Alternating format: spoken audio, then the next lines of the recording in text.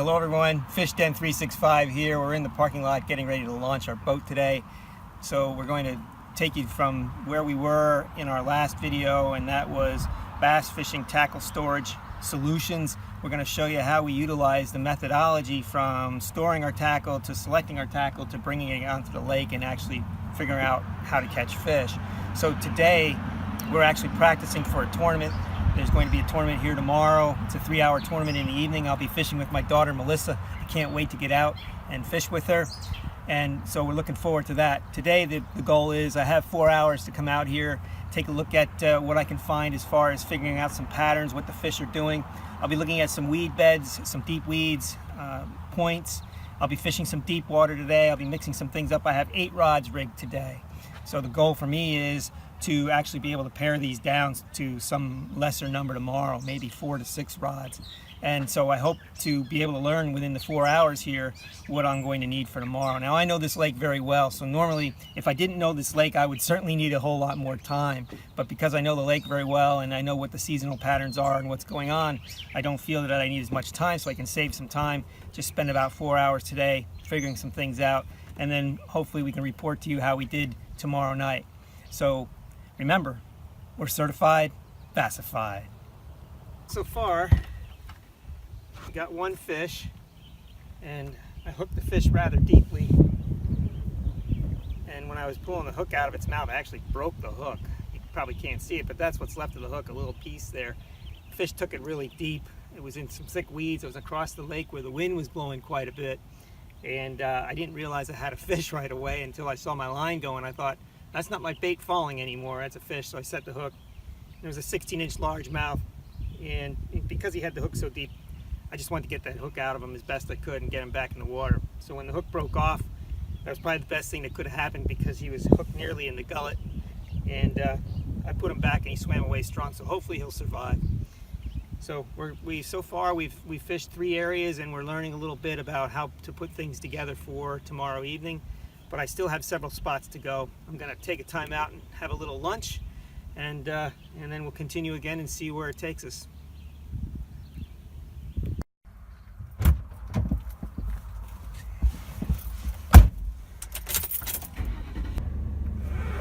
Okay, on our way out of the lot now. Stayed a little longer than I planned, about a half an hour longer. Fished for about 4.5 hours total. On my way back home, got a date with the wife tonight.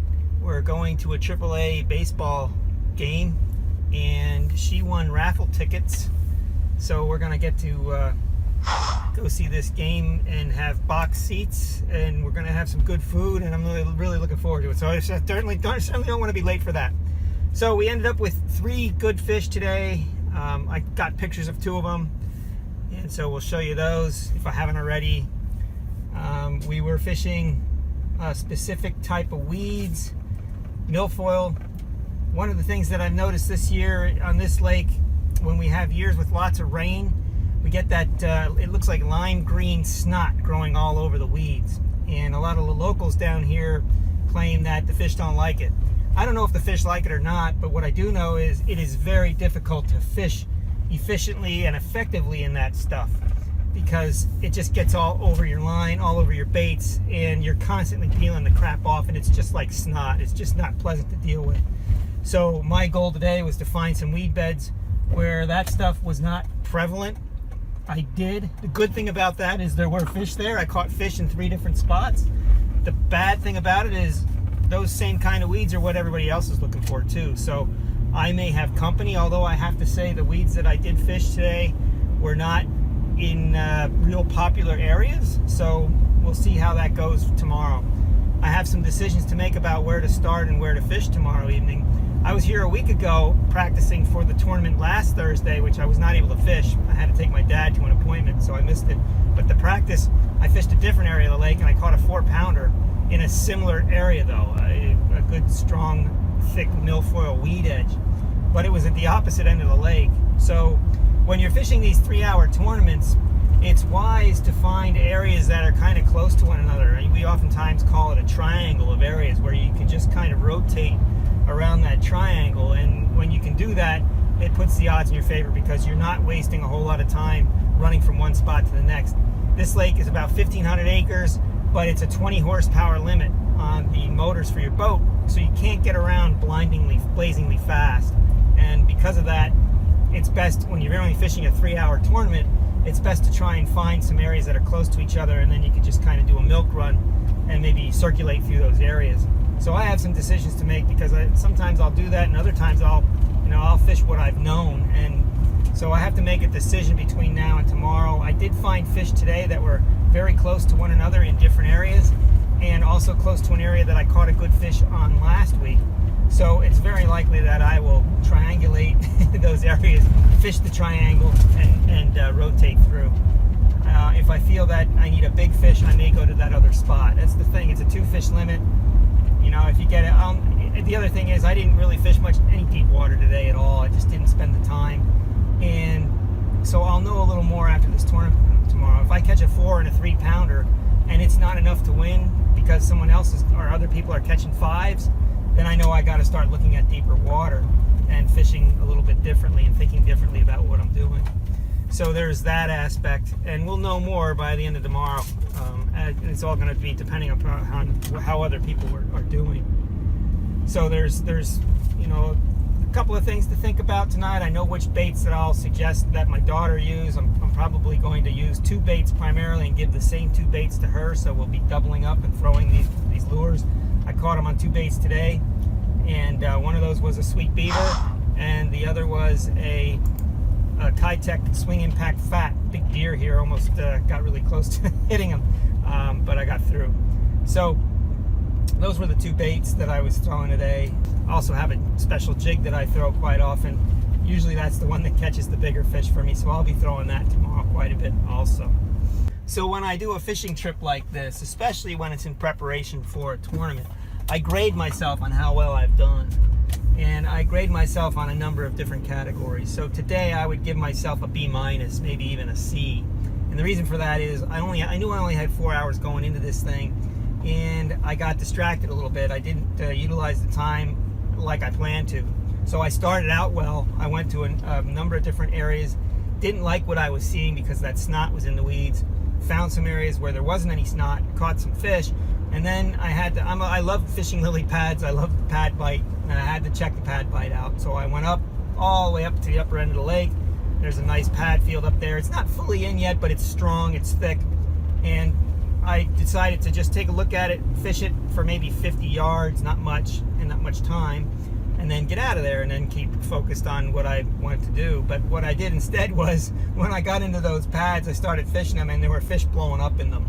And the pad bite is a great fun way to fish, but a lot of times in tournaments it causes some trouble, because sometimes those fish are really difficult to do 2 things with. Get a good hookup with, depending on how they're biting, especially if it's a surface bite. And then the other thing is getting them to the boat once you do get them hooked up, because these pads are thick. They get down into them and they end up padding you, and sometimes the bait ends up getting into the roots of the pads, and the fish gets off. It's just frustrating at times. They're always quality fish in these pads. I mean, they're usually good ones. And so today when I was out there, I was surprised. It was middle of the day, and there was some good blow-ups in the pads, and it was kind of post-frontal, but they were still doing it. And so I had to start playing around with them. I was throwing some baits. I had one big blow-up on the bait. I get excited with a topwater bite, and I just spent way more time than I planned to, and than I should have in the pads. I probably spent, because I really don't plan on fishing them tomorrow. One of the things is they're not part of the triangle area, and they're pretty far away. I would go there if I had 2 good keeper fish, and I thought, and I had time, and I needed a 5 or 6 pounder. I could be tempted to go up there because I think there's big fish in there. I saw them today, but it's a trip. It's a long trip, and it would be the last place I go, and then it's going to be a race to the boat launch to get to the launching time. There's a penalty if you're late, so I'll have to factor that in. I probably won't go there at all, but I definitely spent more time than I planned to there today. I got distracted by those fish, and I started to fun fish, and I enjoyed it, but it wasn't part of the plan. So that's why I give myself a B- or maybe even a C. Other than that, I did well. I executed well. There was a lot of windy conditions. I got a new Maxim trolling motor on the boat. The thing is great. It's much better than the power drive I used to have, and so my boat control was fine. I felt good with the lures. I didn't have any aches or pains. My hook sets were good. I didn't lose any fish. So all those things were good. The only thing that I grade myself a little poorly in is my use of time. And that is one of the issues that I tend to have. Sometimes it's difficult for me not to want to fish just everything that's around, just to be, for fun. But when your time is limited, you have to be smart about it, and you have to fish efficiently. So that's the reason for my score.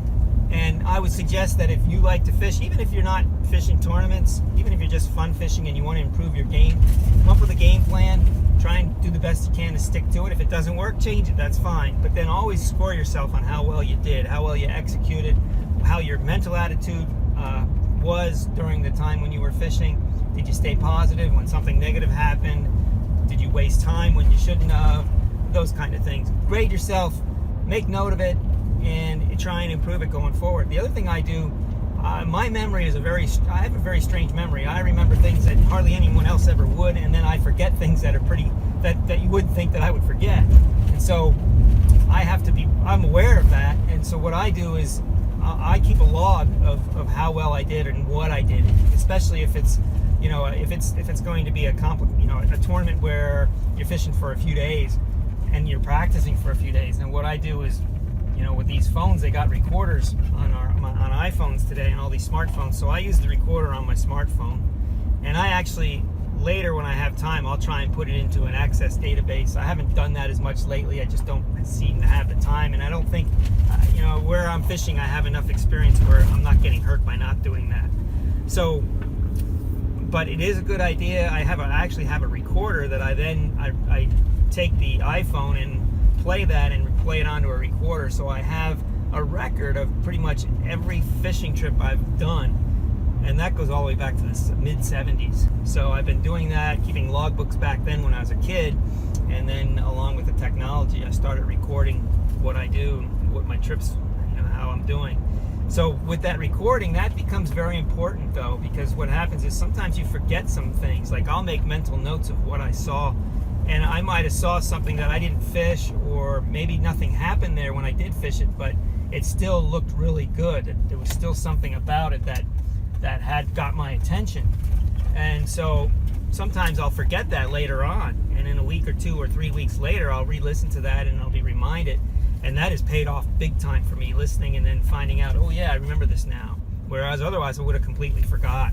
So that could really pay off in big dividends.